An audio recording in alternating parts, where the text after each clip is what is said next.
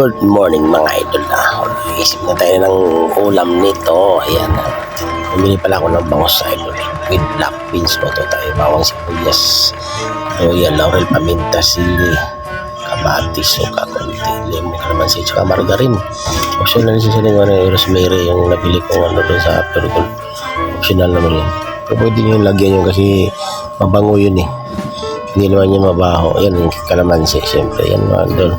Laga pala ako ng okra. Namimiss ko yung okra. Siyempre sarap din yung may konting gulay. Laga lang yung hapok. Ayos na yun. Sarap na yun. Ito yung herb seasoning. Pwede nyo naman lagyan. Marami kasi ito. Patak-patak lang lagay ko. Ayan mga ito nilagyan ko ng harina ang bangus. Tapos putituin ko. Ayan mga ito. Kumuha pala ako ng chili, garlic, oil. Yun ang gagamitin kong panggisa lagi. Yan ang idol. Tapos nilagyan ko rin mga herbs. Healthy rin naman yan eh. Panangga ng mga mantika. Yan mga idol. Pinirito ko na. Brown ko lang konti. Hindi naman yung brown. Yan ko lang siya. Yan mga idol. Kasi baliktarin na natin. Ayan o. Sunog-sunog ng konti.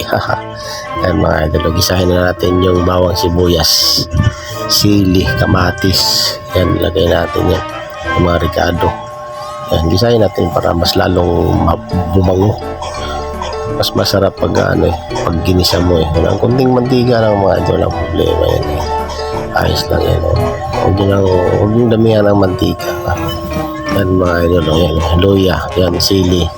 Lagyan nyo para medyo may kunting sipa.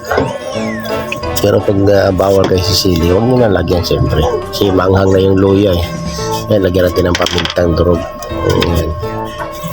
Yan, para medyo magbalansi yung lasa niya. Yan mga idol. Yan. So, yan. Nilagyan ko rin ng limon. May nabili ako doon ng kalamansi. Ay, limon pala. Ayan, nilagay ko. Kalamansi pwede naman eh. Yan mga idol, lagyan ko lang konting star margarine. Tinapings ko lang siya kasi maliit yung lutuan natin eh.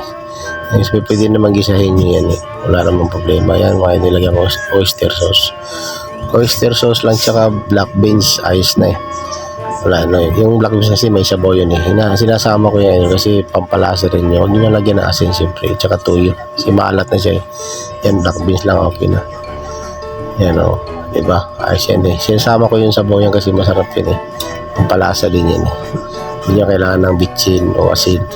Tuyo, wala na, ayos na talo-talo no. Timplahan nyo lang, ayaw lang sa lasa nya, pang lasa o.